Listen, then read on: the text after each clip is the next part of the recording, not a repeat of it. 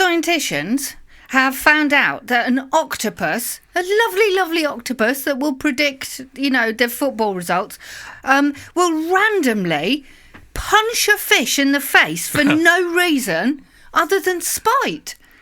It'll punch I've seen the video. It's brilliant. It just There's video evidence of this. One of its arms, or is it legs, just goes doof and smacks this fish full on in the face. It can't just be spite. There must be some zoological reason you'd think territorial maybe, but no, they've watched them for a long time, and these octopus just punch fish. It's brilliant. Okay. Well, we've all been there. That's a good opening.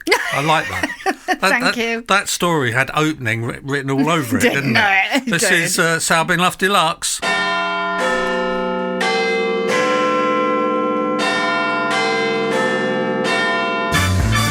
Live on tape from Studio Senseless in leafy London town, it's Sowerby and Luff Deluxe.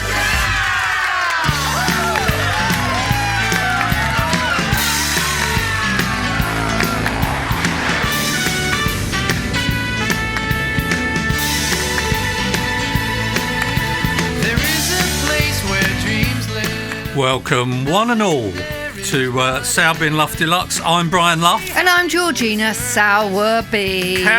Coming up on today's... Hello. I can't say the word coming. Coming. Yeah. Coming up on today's Sowerby and Luff Deluxe, Georgina's favourite historical character, Marie Antoinette, features in this week's creepy ghost story. Yoo-hoo. In Corridors of Conspiracy, we ask, is Paul McCartney dead or alive? or if you're under 20 years of age, who is Paul McCartney? And there'll be another spooky alien encounter in Flying Saucers Ate My Pants. But first, it's Matters Arising. Yes. First up, exciting news. We're going to start doing Zoom Q&As after the show.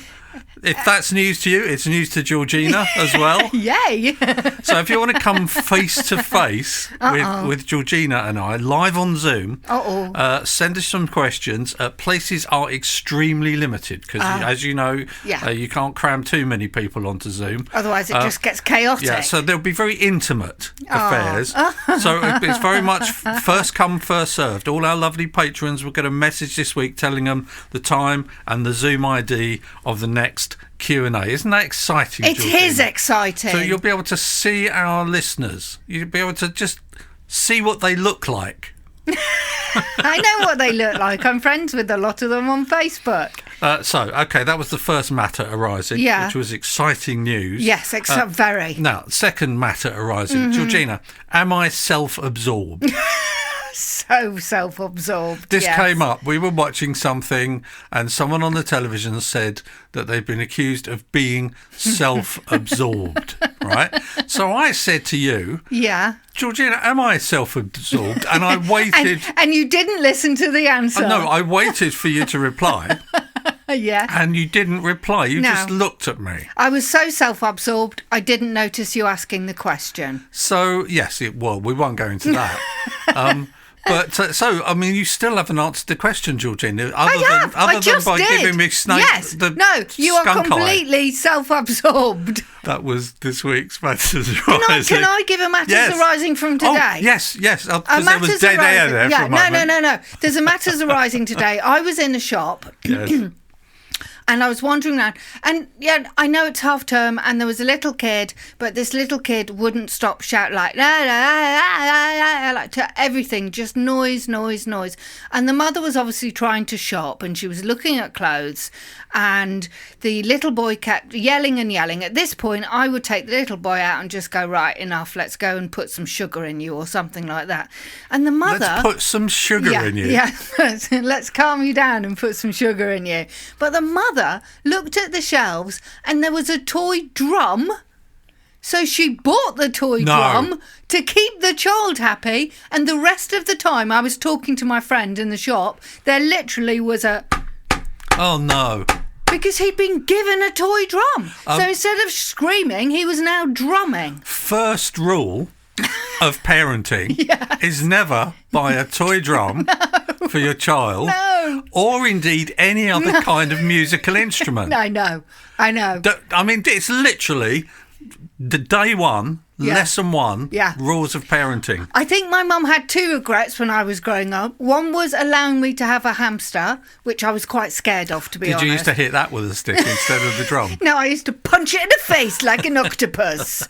And 2 was giving me a recorder to help me learn how to play music. Oh, God. Well, I was forced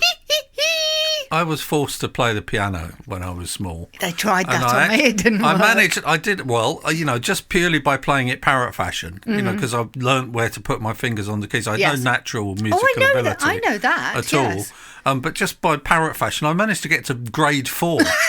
That's ridiculous. At the Royal School of Music, where you turn up. The Royal School of Music? The London College of Music. I was going to say. But you turn Royal up. School of Music sounds a little. You sit and you do a little exam. You play 4 prescribed little pieces. Right. And you get a certificate. And I used to have 4 certificats above the piano. Right. Oh. Can I play the piano now? No. No, I can just about play a chord. You can play the guitar. I can play the guitar. But anyway, I can't remember where this started. It was me and the noisy child. Never buy a musical instrument. Never buy a musical instrument for a child, especially a set of drums, especially when they're inside let's say, a compromised space. It's a small space with lots of adults. Don't do it. Top of the league table of things not to get, I would say, was a violin. Yes. Piano, not a problem now, because generally speaking, people don't have pianos in their home. My mum and dad had a piano in their home, as if everybody of that generation did. Nowadays, people have a keyboard. But now, you see, with the keyboard, you can plug in headphones. My mum's got a church organ in her house. She's got a church organ in the church as well, which she plays. That was this week's super extended bumper edition of Matters Arising. So we have a lot of Matters Arising. Coming up next, it's Don't Bogart the Finger Monkey. Don't bogart the finger monkey. Which is in a different position in the running order from That's usual. Excellent. I've turned to that page. Did you? Okay. Yes. Yeah. I've been very swift. I was trying to catch you out there. But you did not. Right, first bogart is edible tape to put around sandwiches and rolls. It's like sellotape. But it's not sellotape, it's edible. So you can put it around it. You know when you buy a sandwich? You buy a sandwich or a sub roll and all the fillings fall out. The minute you take a bite, everything comes out the side and falls out the bottom. It goes on your clothes. There's nothing wrong with that. No, there is, because you lose your filling. And let's face it, there's so little filling in bought sandwiches nothing worse these than days. Losing your filling. That you don't want to lose your filling. No, and if maybe especially not too early. No, and disappoints everyone, that, doesn't it? So I don't see the problem. Right, okay, so you put this sandwich tape around the roll and it stops the filling falling out, but you can eat the tape. It's edible tape. And I quite like, because... What flavour is it? It's a non-flavour. It's tape flavour. It tastes... I presume it tastes of whatever you put in the filling. If I buy a sandwich, I don't want to have to eat tape afterwards. It's not afterwards, it's during. It's around the sandwich. So as you bite in, you just eat the tape. This is a terrible idea. So does it look like cellophane? No, it looks... Is it see-through? It's like slightly frosted, see-through sellotape, but it's edible. It's probably just made of something like rice. So I haven't fully looked into it, as with all these things. I imagine all the supermarkets will start using it, like Waitrose. I imagine they anywhere won't. you would go and get a sandwich for because lunch. They don't put enough filling in for it to fall out, do they? This is for home use only, I would imagine. Well, I have to say, and I will go on record as saying, I don't like the idea. Yes, okay. I'd rather have the food spilling out of the sides of the sandwich, because that looks appetising, than having a kind of prescribed, slightly robot-like thing on it. The next one is better. You're going to like this. Okay. In China, Shanghai have made swimming tests. They've moved their swimming tests to join teams and to pass your little certificates so you can have them up on your wall. They've taken it online and you have to lie on a bed or sofa or the floor and they watch you do your swimming and you have to do it for a certain amount amount of time, and then once you've done it, it's proved that you could swim that length. And I've seen a film Without going in the water. Yeah, so Well, all you do is swim. So it doesn't really prove you can swim, it's does the it? best possible swimming test for non-swimmers. It is. Because you don't have to get in the water. Yeah. If you don't like... I mean, a lot of people don't like water. Yeah. I mean, I can swim a bit, but I don't like water because it goes in your ears.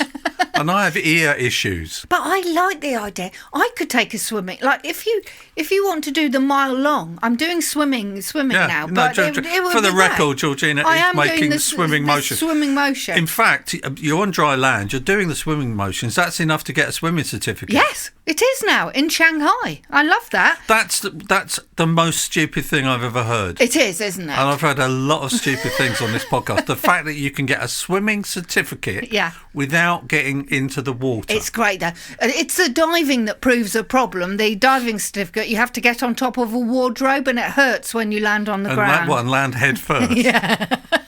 Good grief. Triple salco. Oh, no, I think that's ice skating, isn't it? And last but not least, in Don't Bogart the Finger Monkey, this is bad news for everybody. Bad news for everyone.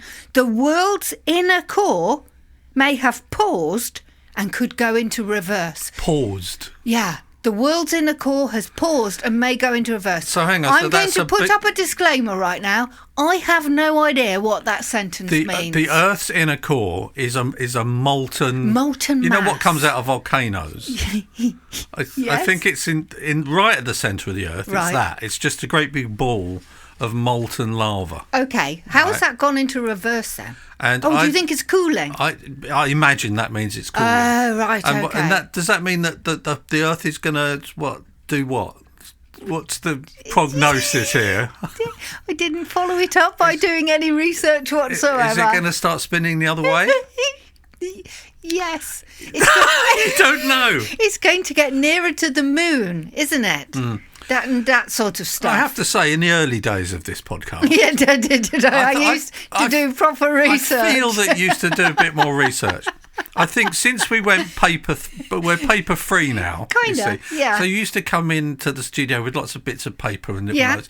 Now we don't have that. Now it's No. all like digital. Yeah, and it doesn't work because I don't write enough. I feel as if you're not deep diving into the content as much as you used to. Not as much as if I was trying to get my diving certificate in Shanghai, for example. Yeah, okay. Well, I'll allow it, but I'll have to register my disappointment, I have to say.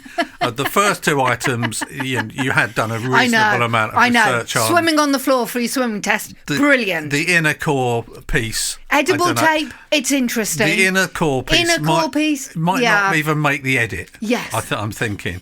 So, more Don't Bogart the Finger Monkey in the next podcast. Coming up next, it's words that are nice to say. Sowerby and Luff Deluxe. Today's official word that is nice to say is dulcet. Let's say it together. Dulcet. Turn to someone close to you, look deep into their eyes, grasp their face firmly in your hands and say, dulcet. Ooh, dulcet. Place it in a sentence for us, Georgina. Brian's dulcet tones can get on your nerves after a while. Dulcet. Today's official word that is nice to say on Sowerby and Luff Deluxe. If you'd like to follow this podcast on Twitter or Instagram, we are at Sowerby and Luff. You can visit our website, which is sowerbyandluff.com, or keep in touch by becoming a member of our busy Facebook group, Sowerby and Luff's fully optimised social media network.